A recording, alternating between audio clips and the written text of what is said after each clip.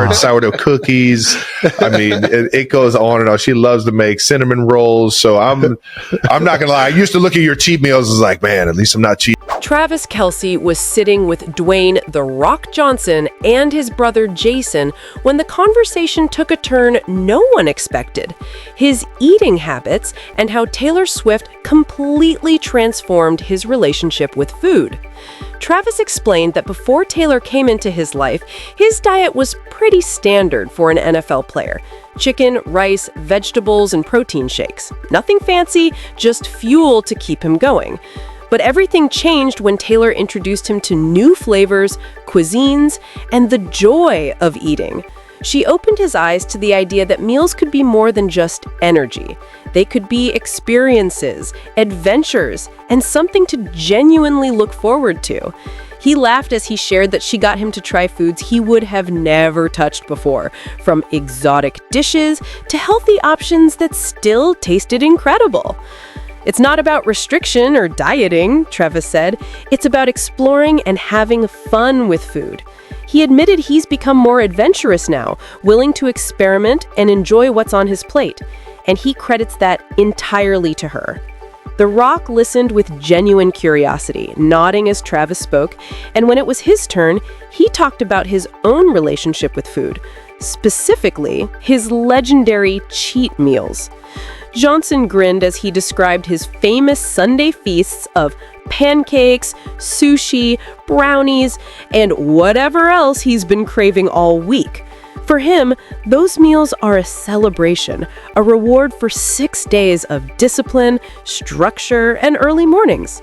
"I'm up by 3:30 or 4 every day," he said, "working out before the sun comes up, eating to maintain this frame and keep up with my schedule. But on that one day, I let go, I eat what I want, and I don't feel guilty." He said that balance is what keeps him grounded and helps him sustain his demanding lifestyle.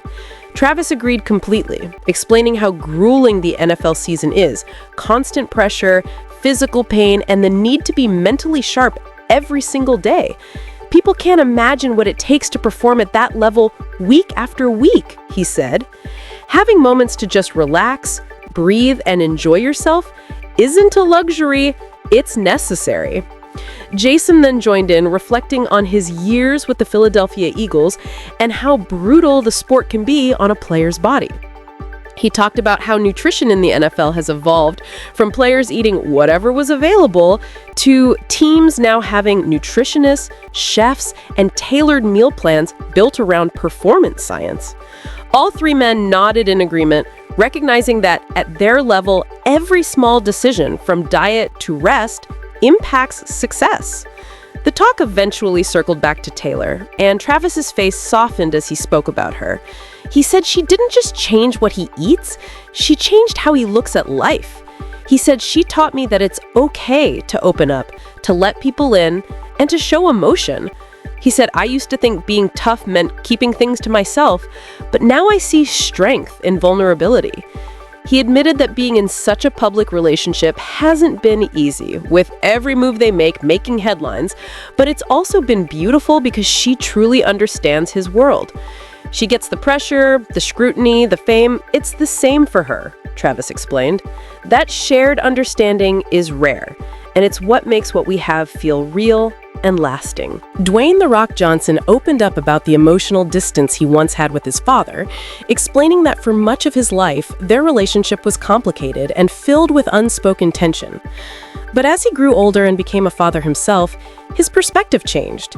He began to see his dad not as the tough, distant man who rarely showed affection, but as someone who had his own struggles, fears, and emotional scars. Johnson said he eventually realized that his father did the best he could with what life had given him, and that understanding brought him peace.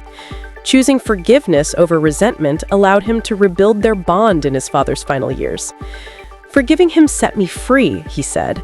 "It gave us a chance to heal before it was too late." That experience reshaped how he approaches fatherhood with his own daughters. He makes it a priority to be present, to listen, to show love openly, and to ensure they never doubt how important they are to him. The mood shifted to something lighter as the conversation turned toward Johnson's highly anticipated return to WWE. He spoke passionately about stepping back into the ring after years away, describing the roar of the crowd and the surge of energy that only live wrestling can bring. "It's like coming home," he said with a smile. "That connection with the audience, it's electric. You can't find that anywhere else." Travis related to that instantly, comparing it to the feeling of running out of the tunnel at Arrowhead Stadium with 80,000 Kansas City Chiefs fans screaming his name. "It's like a vortex," Travis said. "In that moment, nothing else exists. Just you, the game, and the energy." Johnson grinned and agreed. "That's exactly it. A vortex that pulls you in and changes you," he said. Their talk naturally flowed into the similarities between professional wrestling and football, two worlds that blend physical performance with storytelling and emotional connection. "Both are about heart," Johnson said. "You have to give everything every single time, whether it's in the ring or on the field." He praised Travis's ability to shine under pressure, comparing him to some of the greatest performers he had ever seen in WWE. "You can't teach instinct," he said. "Some people just know how to rise to the moment." Jason Kelce, listening closely, asked how real the physical toll of wrestling actually is. Johnson didn't sugarcoat it. "It's real," he said firmly. "The hits, the falls, the constant pain, it all adds up. Your body pays the price." He went on to talk about his current training for The Smashing Machine, a film in which he plays MMA fighter Mark Kerr. Preparing for the role, he said, has been the hardest physical challenge of his career. He trains multiple times a day, wrestling, jiu-jitsu, and lifting weights to achieve the look of a worn-down fighter. "I wake up at 3:30 every morning sore all over," he said. "But it's in those moments, when you want to quit, that you discover who you really are." Travis asked him how he maintains such focus and relentless drive. He paused before answering. "It goes back to the days when I had just $7 in my pocket," he said quietly. "When my football career fell apart, I was broke, lost, and full of doubt. That pain, that fear of having nothing, still drives me today. I never want to feel that again." He explained that those early struggles built the foundation for everything that came after. "Nothing is promised," he said. "You have to earn it every day. That's what separates people who make it from those who don't." The Rock leaned forward, clearly moved, and shared his own story about love. He talked about meeting his wife, Lauren Hashian, and how she became his peace amid the chaos. "Finding someone who truly sees you and loves you for who you are underneath everything else, that's the greatest gift," he said. Johnson admitted it took him years to learn how to be emotionally open. Growing up in the wrestling world, he was taught to never show weakness, to always project strength. But over time, he realized real strength is in honesty and connection. "Being vulnerable doesn't make you weak," he said. "It makes you human." Travis nodded, saying Taylor helped him learn the same lesson. Strength isn't shutting people out, it's letting the right people in. As the mood lightened, Travis turned to Jason, speaking proudly about his brother's career.